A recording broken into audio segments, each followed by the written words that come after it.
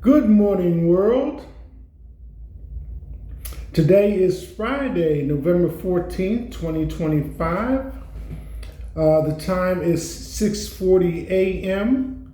And for those of you with the 12-hour difference from EST time here in the United States of America, good evening. The weather in this area, Lexington, Kentucky, currently it is 38 degrees and feels like 35. The high today will be 68, plenty of sun, highs in upper 60s and lows in the mid 50s. Currently, conditions for running is fair. The AQI is good at 25. Cycling, conditions are good. And gardening, fair weather currently. The UV index is low. The sun hasn't come up yet. There is a 4-mile-per-hour wind. And today, Friday, sunrise will be at 7:17 a.m. and sunset at 5:26 p.m. here on the East Coast. The Weather Channel presents various subjects that might interest people from around the world. On today's date, an Apollo mission was struck twice by lightning. Weather words, second summer. Northern lights to southern lights, auroras around the world. And cinnamon roll swirls in the sky. See this stunning sunrise. So that's the weather for today, Friday, November 14th, 2025, in this area of Kentucky, Lexington.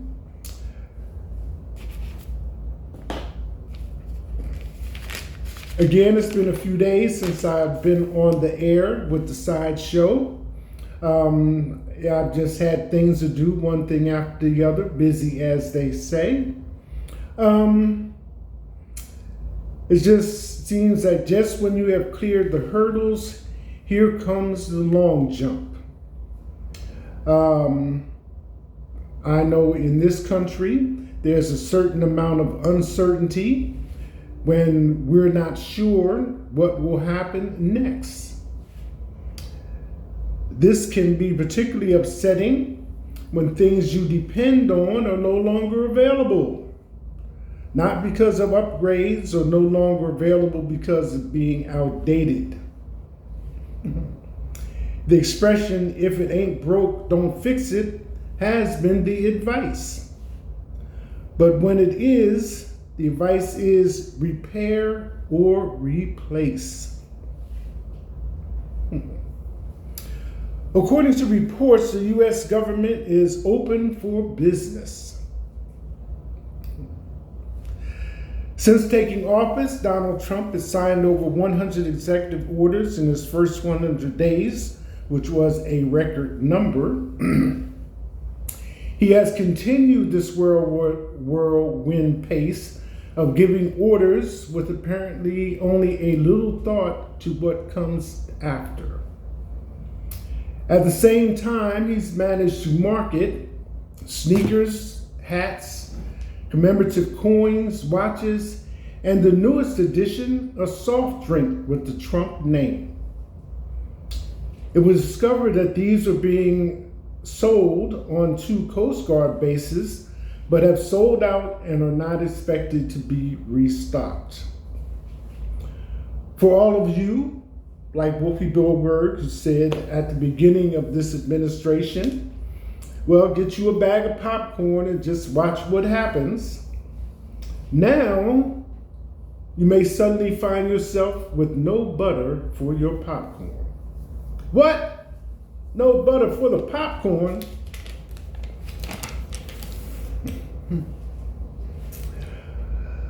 While the government here continues to sort itself out, let's take a look at some other countries.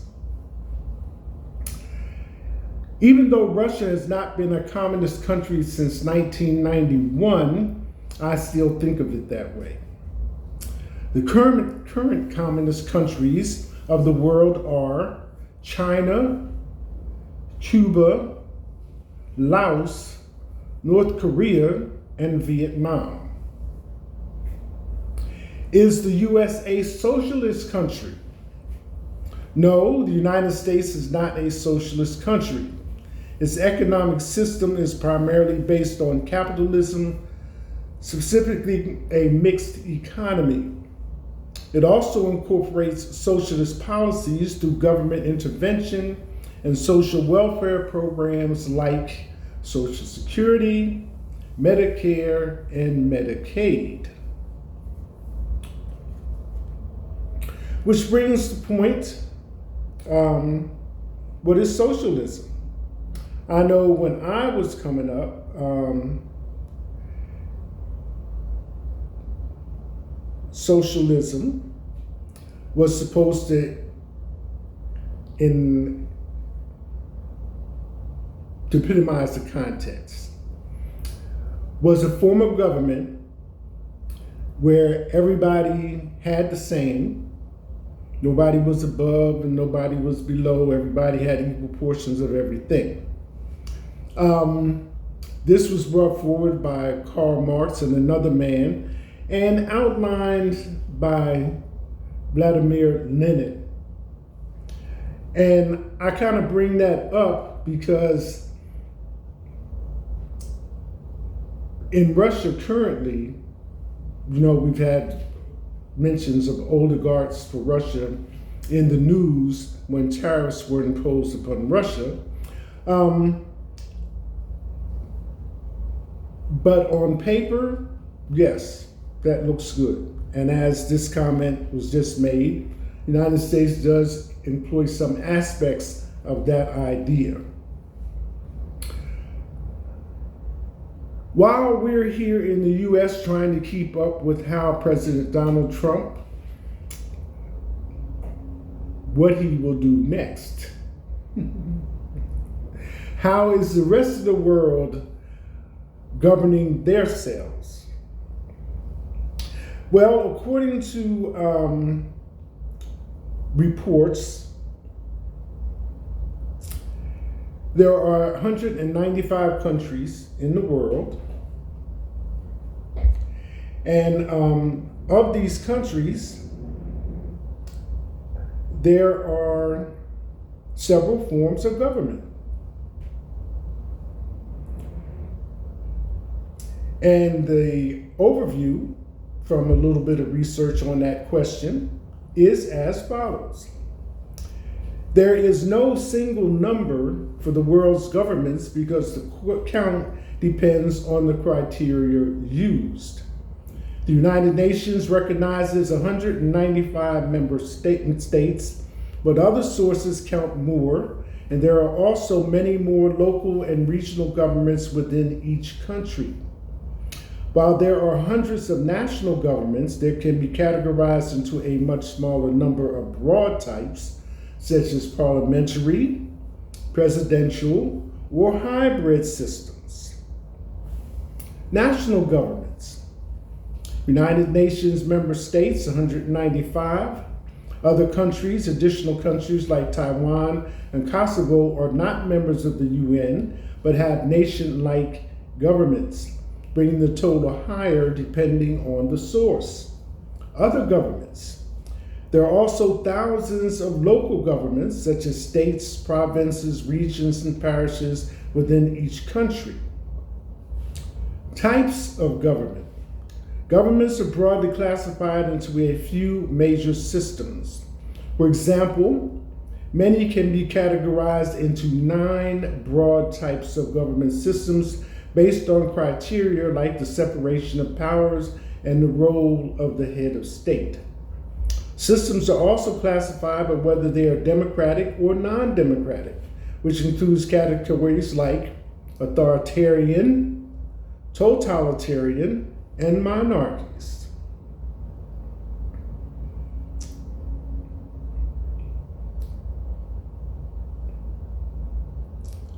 So the types of government that exist as was already stated, democracy, a parliament democracy, a presidential republic, monarchy, a system where supreme power is held by a single, often hereditary ruler like a king or a queen, absolute monarchy, constitutional monarchy, authoritarianism, a broad category where government is interested in preserving its own power, often at the expense of individual freedoms.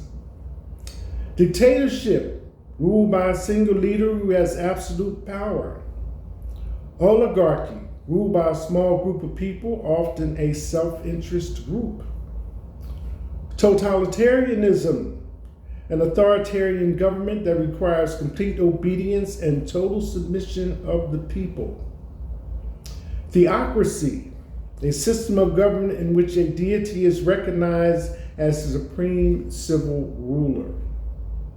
And communism, an economic and political system where the government exerts maximum control and private property is eliminated in favor of public ownership.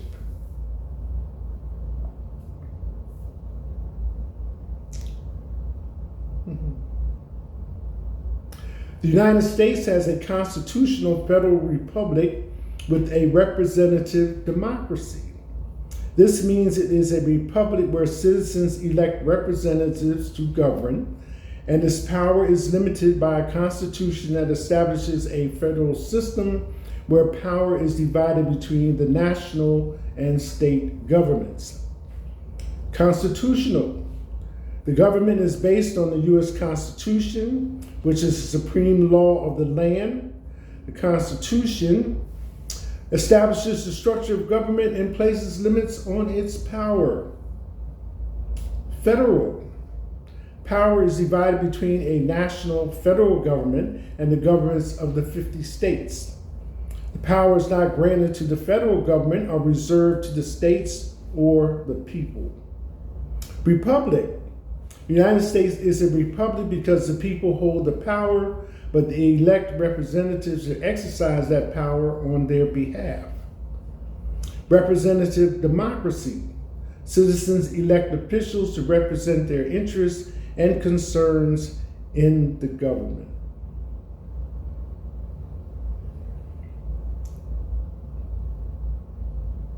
So just a little refresher, in case with so much going on, you were forgetting how things are supposed to be running or going, or how they are supposed to be done.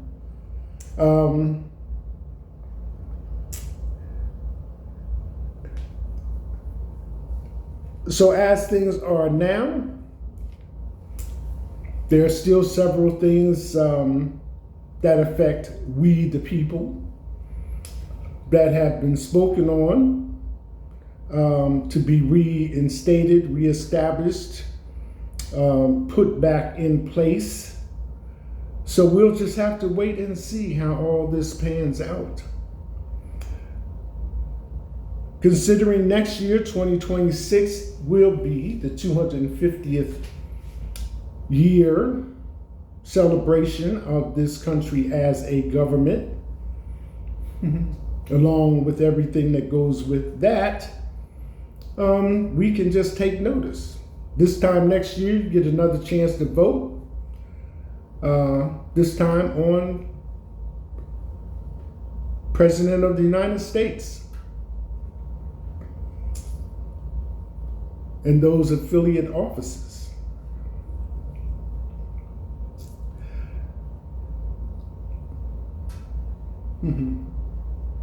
I want to take a moment to comment on something I was seeing a while back. And it was concerning videos and film about the worst housing projects related to crime. I specifically remember New York being mentioned, along with several other cities. So it kind of took me back a little bit because I remember that where I grew up, went to high school, that type of thing, until I joined the military. housing projects were being built, and we, as black people, when we moved into those same housing projects, were considered to be middle class.